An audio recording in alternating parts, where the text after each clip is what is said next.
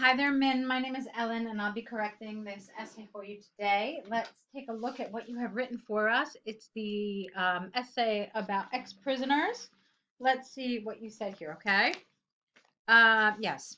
To nurture adolescents' sense of compliance with laws, some propose that former prisons, recognized as lawfully complied individuals after completing their punishment, convey lessons on the dangerous rate of violating criminal regulations.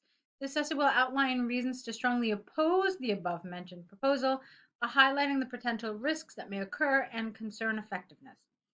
Okay, well, you've certainly done a lot of work in terms of rephrasing and using new language, novel language, and some advanced language. So, very nice. However, of the two sentences here, the only one that I actually liked was this one.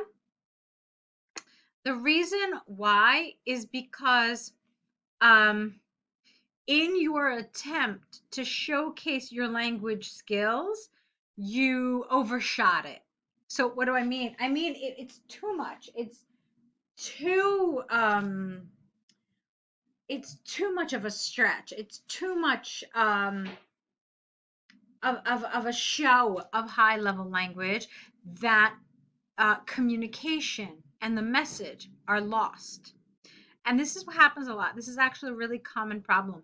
A lot of students think that they have to use the most advanced language they know, really kind of sophisticated expressions. And I have to tell you quite clearly that this is not the case. The first and most important element of IELTS is to make sure that your message comes across clearly. And sometimes simple language is precisely what is needed to do that. In fact, IELTS examiners will tell you that a high level of English will not just be the people who use sophisticated words, but those who use simple language with very high precision. Okay, so here, this for me was too much. A sense of compliance with laws. It's just not natural. Okay, I also thought that to start a you see what I did? To start a sentence with a full infinitive. Well, yes, actually. Starting a sentence with a full infinitive also felt a little strange to me. So it's not very common. And if you were going to do something like this, honestly, we would probably either use a noun or we would use an ing, usually. Okay, so I would change this around to something like but I see you're trying to show purpose here. Okay. Um, yeah. All right, fine. So if you like it, leave the full infinitive, but this needs to be reworded, sense of compliance with laws. Um, just how about staying away from crime or to um to keep youngsters away from crime. That's all you really had to say here. To keep youngsters away from crime, some propose that former prisoners, okay, and then this got awkward, recognized as lawfully complied individuals. We would never say this, it's not really natural English. So, what you want to say instead is some propose that former prisoners who have redeemed themselves or who have successfully integrated into society. Okay, so one of those things would be far more natural. Okay, so let's try it. Some propose that former prisoners who have successfully returned to society um, can convey lessons, and this too, on the dangerous rate. It's not the rate that we're concerned with, men. So, can convey lessons on, um, let's see, how to avoid criminal behavior. Okay, similar. And then the rest of it was fine. Okay, I didn't understand this entirely, and concern effectiveness. I understood the rest of it. This felt a little strange to me, but I'm willing to see how you developed it and how it works. Okay. So I hope you understand what I'm talking about. It's essentially some overshooting of the language. Really, what you wanted was just simpler expressions, simpler phrases. We spent a ton of time on this introduction, but I do want you to kind of get a sense of what the introduction needs to sound like. So why don't we continue with the rest of the paragraphs? To begin with, the main drawback of arranging former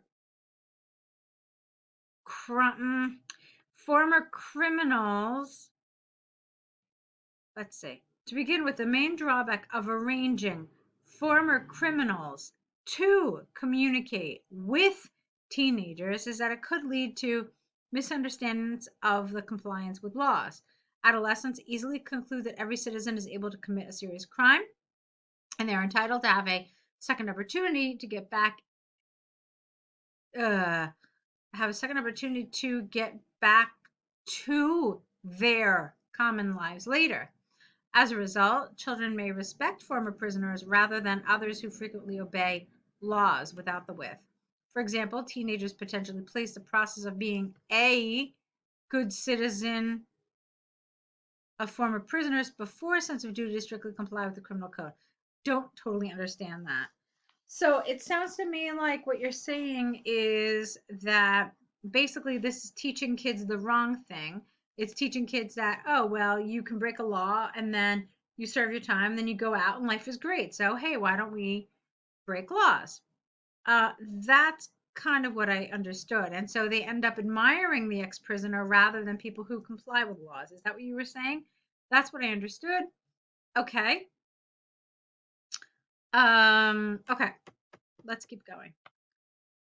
Furthermore, the effectiveness of citation former criminal defendants to educate adolescents really concerns because of the quality of the conveyance. Okay, all the language here is a little problematic here. So you were fine up to here. Furthermore, the effectiveness of. I did not understand this. Citation former criminal defendants. It doesn't make sense. Okay, educate adolescents was fine, but concerns is not the word you want here. Um, it is a cause for concern. That would have worked. And then I didn't understand this. What does that mean, the quality of the conveyance? That was rather confusing to me. Teenagers should be told their daily stories, which might be impossible to become systematic lessons about legal aspects. I don't understand this. Whose daily stories? The criminals? The teenagers' daily stories? It's not clear who this there is referring to. And I didn't understand this. What does this mean, to become systematic lessons about legal aspects? All right. And this definitely needed some explanation for me. Furthermore, former criminal committers, we don't call them criminal committers. We call them ex-convicts. We call them ex-prisoners, former prisoners, ex-criminals. I don't know. I think I've said them all. So, furthermore, ex-criminals, which hardly acquires a communication skill as well-trained teachers did. Oh, okay, this is what you're trying to say. So, furthermore, ex-criminals who rarely have communication skills as well-trained teachers do are not able to transform meaningful messages to high school students, even the wrong images of criminal defendants in the eyes of youngsters. All right, this was a little awkward just with this comma.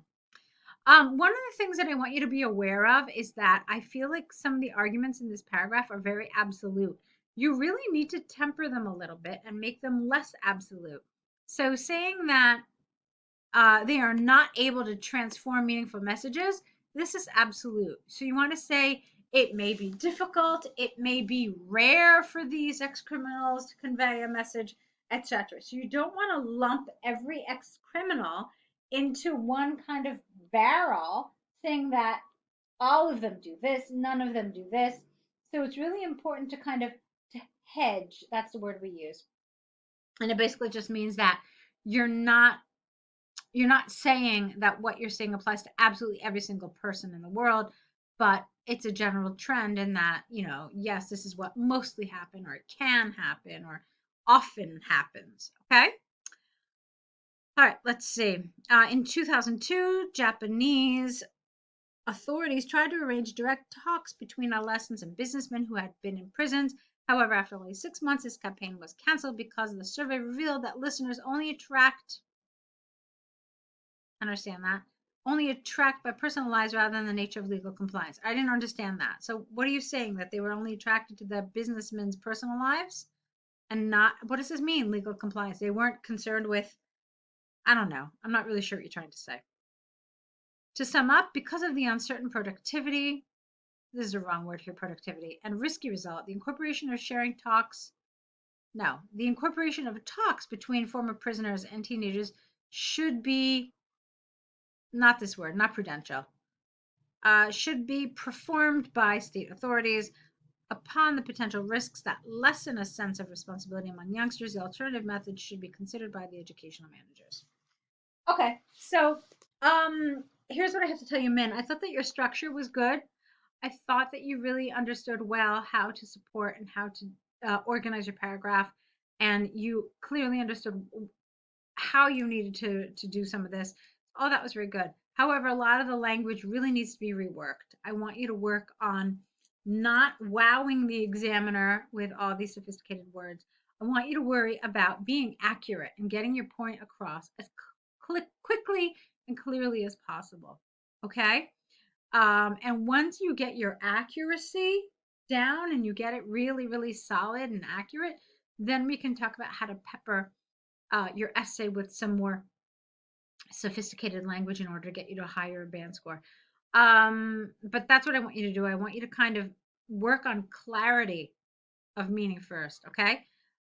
So I see that there's work for us to do here, Min. I want to encourage you to sign up to the online course. I think you're going to find it really just great resource for you to help you prepare. And then, of course, we can continue with essay corrections together as part of that package, okay? So hopefully we'll see you on the course. I really would like to work together, and I want to wish you lots and lots of luck.